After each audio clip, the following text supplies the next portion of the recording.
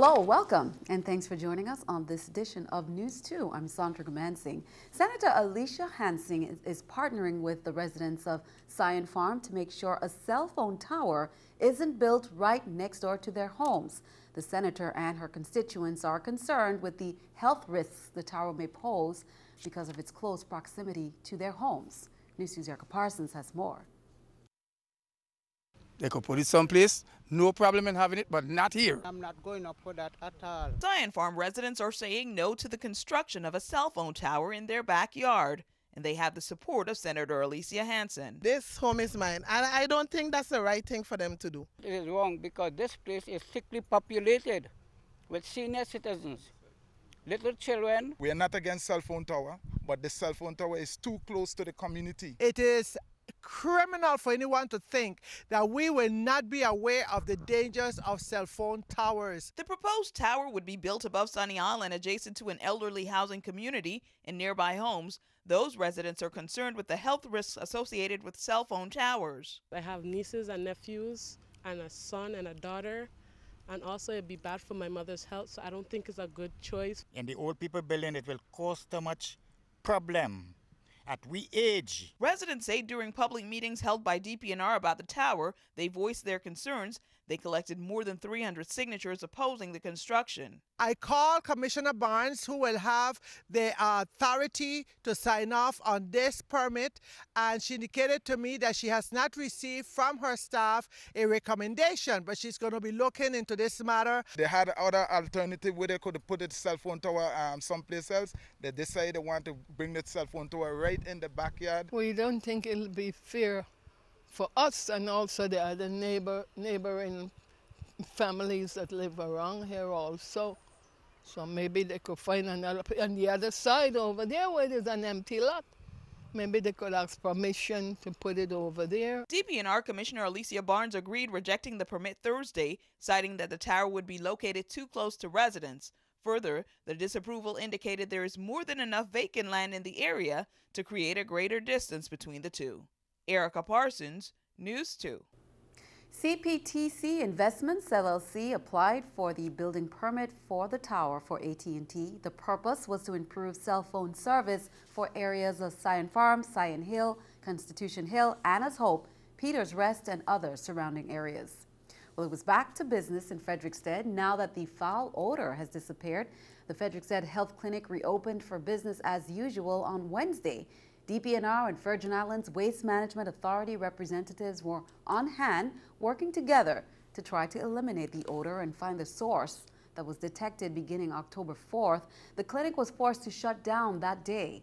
Although a source has not been detected, Waste Management Authority officials say the minor sewage spill resulting from construction being done on sewage lines near the Frederiksted Fish Market did not cause the odor.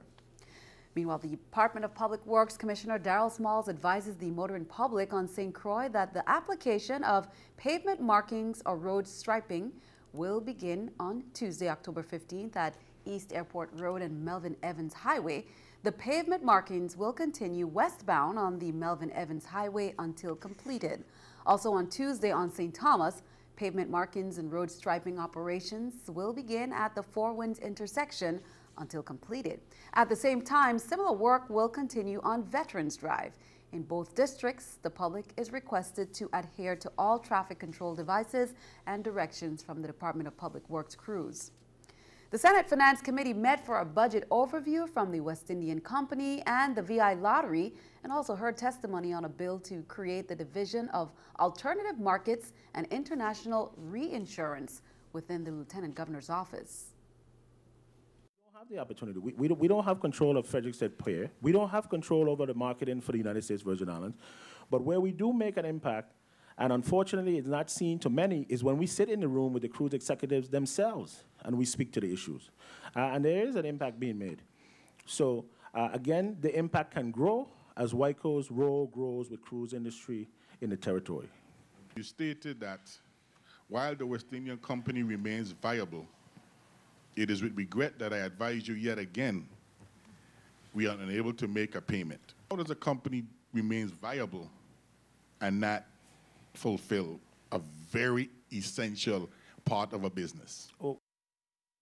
Senate Senate President Sean Michael Malone said that he would join those wearing pink on October 15th to demonstrate their concern over the recent poisonings at the Ivana Udorican High School tilapia farm. The school's parent, teacher, and student association made the decision to ask the community to wear pink next Tuesday in order to demonstrate solidarity with Kent students whose uniforms are pink and maroon.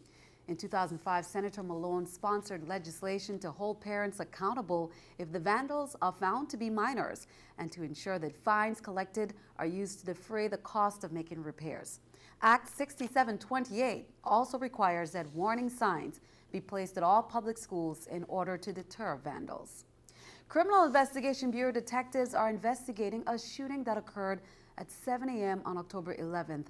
A man was shot in his torso while sitting in his vehicle. According to the initial police report, police were dispatched to the residential area of Estate Barron Spot to investigate a call of shots fired. When they arrived, they saw a man who was injured by at least one gunshot sitting in his vehicle. According to the initial report, police were dispatched to the residential area of Estate Barron Spot to investigate a call of shots fired. When they arrived, they saw a man who was injured by at least one gunshot sitting in his vehicle. The suspect told police that he was getting ready to go to work when an unknown man ran up to him and shot him. The victim said the suspect was wearing a white shirt, black pants, and had a cloth covering his face. After the shooting, the suspect fled into the nearby bushes. The victim, who is 29 years old, was taken to the Governor 1 F. Louis Hospital and Medical Center for treatment. The Criminal Investigation Bureau detectives are following up on this case. Meanwhile, members of Crime Stoppers remind you that if you have any information about the previously mentioned crimes, as well as the following crimes or any persons involved, you are urged to call Crime Stoppers USVI at 1-800-222-TIPS or submit via web. If you never have to give your name or appear in court. Crime Stoppers USVI will pay a cash reward of up to $2,500 and you can remain anonymous. On Sunday, September 29th, at about 6:45 p.m., 30-year-old Leodell Isles was shot and killed in the vicinity of a vacant parking lot across from Cane Bay Beach.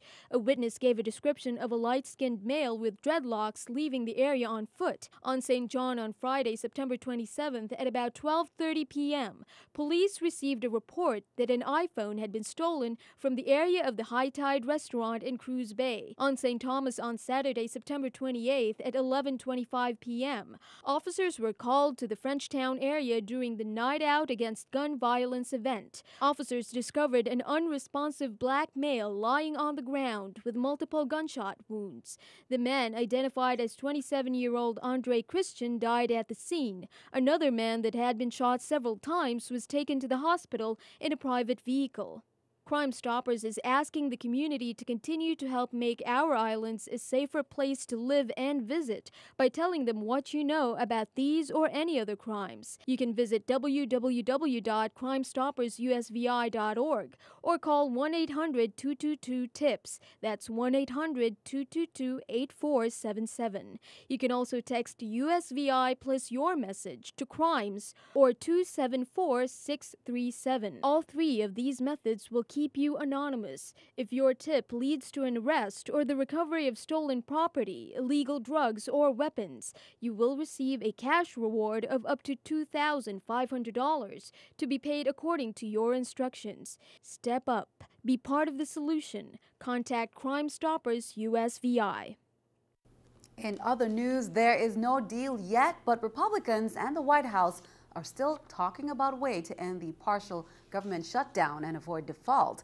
As staffers worked on an offer from House leaders, Republican senators brought their own ideas to the president Friday. Danielle Nottingham reports from Capitol Hill. GOP senators left a White House meeting in the pouring rain as the forecast for ending the budget stalemate seemed to improve. It was a good exchange, but it was an inconclusive exchange. Susan Collins of Maine is pitching a plan to extend the debt limit until January and reopen the government in exchange for talks on reducing long-term debt and repealing a medical device tax in the president's health care law. House Republicans have made a separate offer to avoid default and end the shutdown. Friday afternoon, the president and Speaker Boehner spoke about the progress. What the president and the speaker agreed on in their phone conversation is that everybody should keep talking. Republicans want some concession for passing a bill to reopen the government, and that's one of the sticking points. But plenty of lawmakers on both sides of the aisle agree not raising the debt limit is not an option. It'll be a financial disaster, and it will spark a global recession. Nobody wants a default. That's why in 50 years of negotiations over multiple debt ceiling increases, we haven't had a single default. The deadline to raise the debt limit is just 5 days away. Danielle Nottingham, CBS News, Capitol Hill. And keeping our eye on the economy, JP Morgan Chase is trying to protect its investors in case the nation defaults. It has sold all of its exposure to short-term U.S. government debt out of its money market funds. That follows a similar move by other mutual fund managers.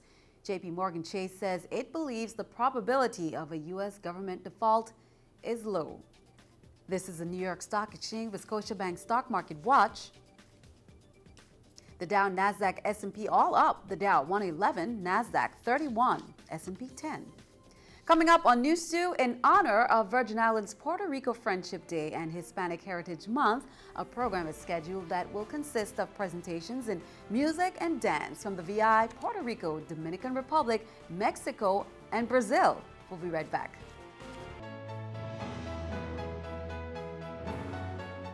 Registration for the American Cancer Society's Making Strides Against Breast Cancer 3K Mile Walk will take place at Tutu Park Mall on Saturday, October 12th. That's from 3 p.m. to 5 p.m. The Alpha Kappa Alpha Sorority Incorporated is partnering with the American Cancer Society to conduct registration for this great cause. The 3K Mile Walk celebrates hope in our community and will be held on Sunday, October 27th at 4 p.m. Participants will walk from the Adelita Cancrine Junior High School to the Emancipation Garden. There will be lots of music, fun, entertainment for all ages. Special activities will include a raffle, quadrille dancing, best pink bra contest, and most exotic pink tie contest. Senate President Sean Michael Malone invites one and all to attend a special program at the legislature on Sunday, October 13th, in honor of Virgin Islands Puerto Rico Friendship Day and Hispanic Heritage Month. The program will consist of presentations in music and dance from the VI, Puerto Rico, Dominican Republic, Mexico, and Brazil. The free celebration will be held from 5 to 8 p.m. again this Sunday, October 13th, at the Capitol Building on St. Thomas. The VI Puerto Rico Friendship Committee is celebrating the achievements of 4 special individuals: Carmen Maria Marcano, Marie Velrica Bryson, Kendall Casey Henry, and Roberto Camacho. Virgin Islands Puerto Rico Friendship Day is also known as Columbus Day and is celebrated annually on the second Monday of October. This year, the holiday again will take place on Monday, October 14th. Senator Tregenza Roach also extends best wishes to the residents of the Virgin Islands and Puerto Rico as celebrations will be held throughout both territories in conjunction with Hispanic Heritage Month, which is celebrated nationwide. And Innovative joins the people of the Virgin Islands in observing Columbus Day and VIPR friendship festivities in an effort, however, to accommodate the schedules of Innovative customers and provide the optimum level of service. The Innovative business offices will be open on Monday, October 14th. The Innovative business offices are located at Estate Diamond on St. Croix, Tutu Park Mall on St. Thomas, and Starfish Marketplace in St. John. The hours of operation are from 8 a.m. to 5 p.m. Now mark this on your calendar. Barktoberfest is coming up October 20th. It'll be held from noon to 5:30 p.m. at the Humane Care Campus on St. Thomas. Well, what can you expect besides all the cute pet contests for funniest costume, best pet owner combo costume, and best kisser? Parade of adorable pets up for adoption, a haunted trail in search of the Cowfoot Woman, mini scarecrow making stations, canine demonstrations by the VIPD, and of course, the No Flea Boutique will be open. Food and entertainment on hand for both you and your pet. Again, that's on October 20th. Well, with that in mind, this weekend may be the best time to find your new friend.